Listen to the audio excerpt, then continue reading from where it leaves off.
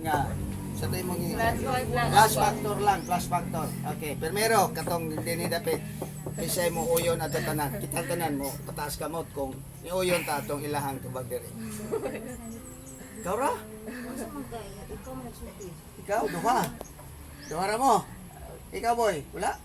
Asa man ka na boy?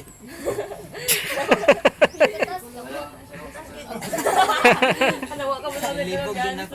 Nagsibog. Mo na lagi kinahanglan lagi ta kay dunay contrast diha eh. Kamo. Kisay mo pabor atong tubag ni Hanabi. Be. Duha ra man ang dinhi sa kang kuan dinhi. Be. Isa pataas kamot lang. Wala po, abstain. Ato pa. Walay decision, pero kanang walay decision naman na. No? That is already a decision. Okay, i-explain si. Nag-document ko sa imo, pastor. I-explain. Ingon na niya pag-explain na aron po doon na mo defense. Ang Ephesians chapter 2 verse 8 and 9 nag-ingon balik yun sa basic foundation. Ang basic foundation na ang kaluwasan sa tao kay kaluwasan na ito ang disgutan.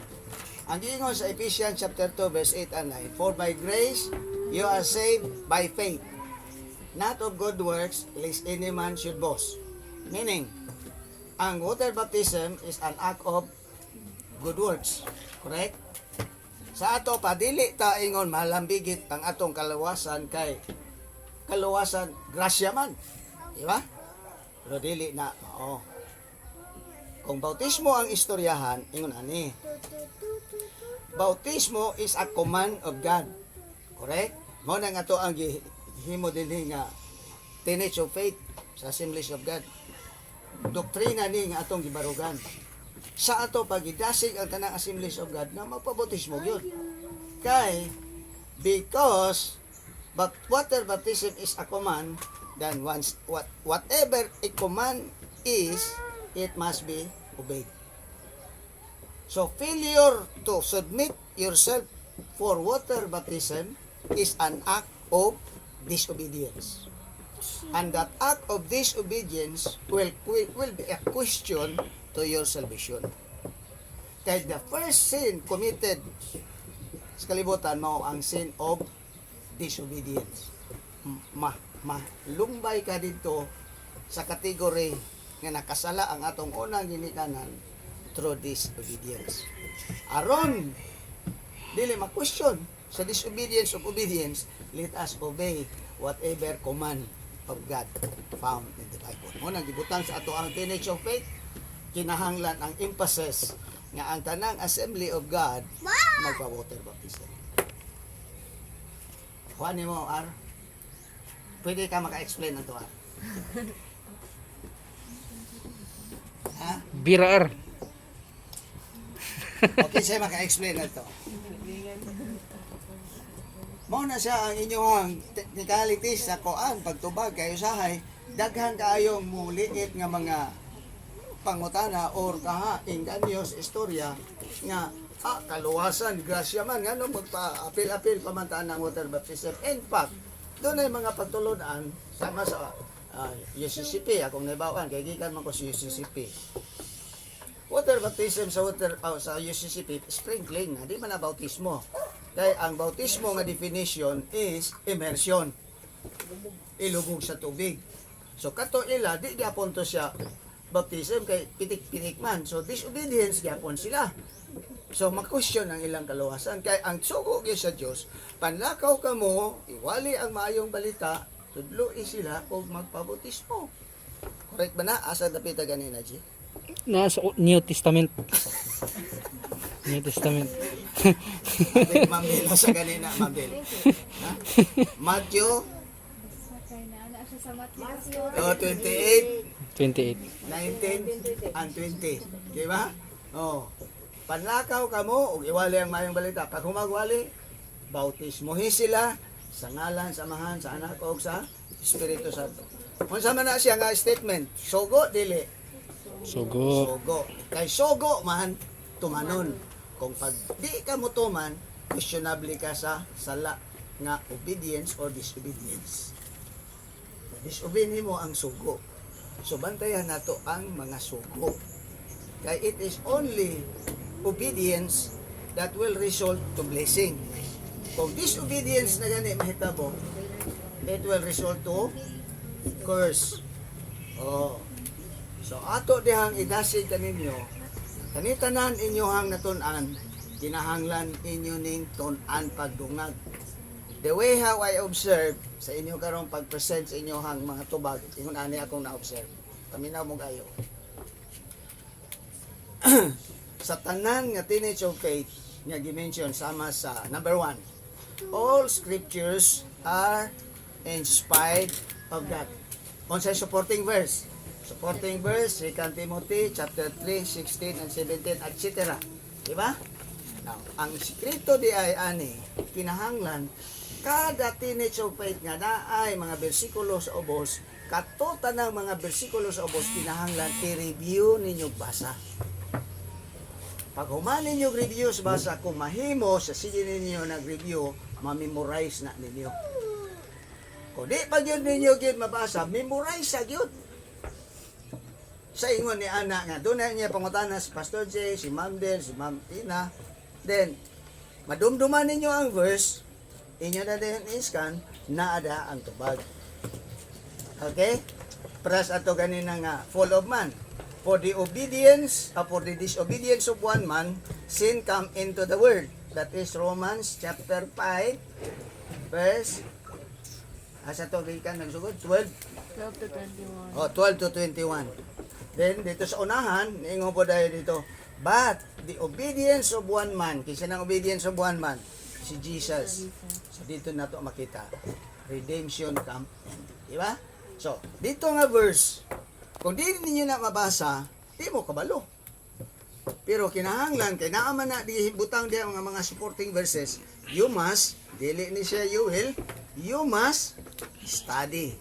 You must read. You must memorize kung mahimo. Okay ra na. Sayon lisod. 16 ra ni siya, 16 ra ni. Pero to tell you, kung inyo na siyang sugdan og basa, mahibulong lang mo nga kana tanan niya ma-memorize na ninyo. Mo nang ako nga hibulong ra man sad ko nga wa man ni nako gyud tuyo ag memorize. Pero sa sige na ko basa, na bansay ra po. Ikaw, Pugoy, sa imong kalinghod nga una-una, daghan pa kayong mga bersikulo masulod sa imong buko. Sa as early as now, labi na sa inyo karon, yang pa ang inyong mga minds, dali man na mo sunod. Kang Nicole, maya kay ni si Nicole. Ako ang madisyan ni Nicole nga intelligent guy kay ni siya. Padayon na siya. Ambot ning ukan kay mura magyo hilom-hilom di man ko katugkad. Ha? That's why kinahanglan gyud musulti mo. Kay this is really an evaluation sa inyo so that we could really discover the giftings ninyo diya. Kay as you have this discipleship class, we are trying to observe what are the giftings naa sa inyohang utok o sa inyong kinabuhi. Kay dito ra ba sa Corinthians chapter 12 nga gi-mention ni Ma'am Del kanina, there are different gifts bestowed to us. Kung sa oman na ito, pagka ibalo sa na nga gift.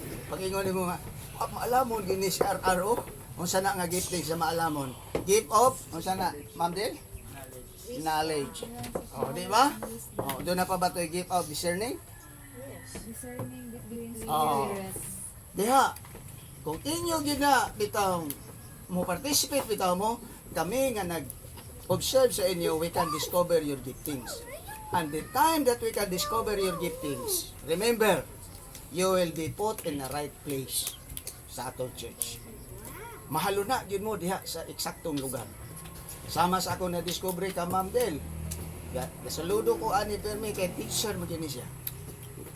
That is a gifting nga gihatag sa Ginoo sa iya. Kay lahi din ang teacher lama sama kang Mami Tina. Lahi ng teaching. Di na siya pwedeng sunod-sunod lang o ibog-ibog lang. Lahi gitong giftings nga naa gyud gipahaluna sa Ginoo sa imong heart. So, makadiscover ta, makatabang mo nga kami makadiscover sa inyo kung musulti sa Dios mo. Di ba? Kuha ninyo. Basta ayaw yun mo pag komedya nga, discipleship ni, dili ni sayon. Oh, daghang itong mga verses di pa una ni Ma'am Bill tungkol na about a disciple. Di ba? Masa ganito, Ma'am Bill, daghan pa to imong natiman-an diha tungkol na being a disciple. Oh. Ang ingon ang being a disciple is to love God with all your heart, with all your mind, with all your soul, and with all your strength. Correct? Now, idasig ta ana nga number 1 na siya nga sugo. Now, loving God with all our hearts meaning i-pour out yun na tanan. Sa ato pa, moingon tag alas 3 yun na. Dili, because I love the Lord. Di ba? Dili yun ang ingon nga maglaglag pa mo dito. Dili na pwede. Dili yun na pwede. That is an expression of being in love. Di ba?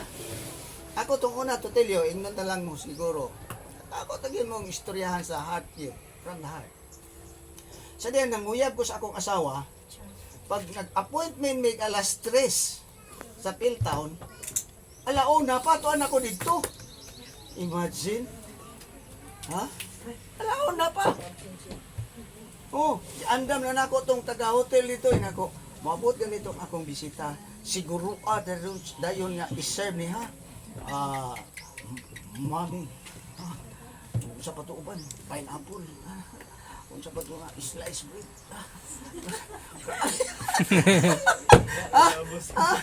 Ana, yun na. How will you show that you really love God? Kung ang inyong paglihok-lihok, mupalit og pad, pating dugaya, ay di siya pwede. You must consider nga alas 3, sugod na na. Meaning, intact na ta din sa alas 3. Ha? Dili na ingon nga 2:30. Ato pa mong hulaton o pag-ingog 3 o'clock. Wala pa. Haya pa nagpalit og pan. Sayop na. You know? Time counts. Alas 3 taga-sugod. Alas 5 atong tinguhaon nga mahuman. Kaya doon na pa mo laing activities. Mao nang ato ang bantayan. Ang atong service yapon, if you notice, ang atong panimbahon, ang instruction ako sa service leader, 9:30 to ana ang microphone ana sa praise and worship leader. Meaning ang service leader ana mosaka na siya dito 9:15 sugod na siya istorya. Kay pagkaigo sa 9:30 ihatag na niya ang microphone sa praise and worship leader. Nga naman kung 9:30 ng praise and worship leader ihapon na nimo 2 hours 11:30 makauli na ta. Kisay gusto mo uli ka 11:30. Kisay gusto mo uli og 12 o'clock. Hasol na kahit ang muli 12 o'clock. Correct? Muna, time counts sa ato ang relation diya sa Ginoo. So, you have to abide and you have to cooperate. You know, we are doing this not because for us, but it is for you. You will have a brighter future, a successful career because you really love the Lord.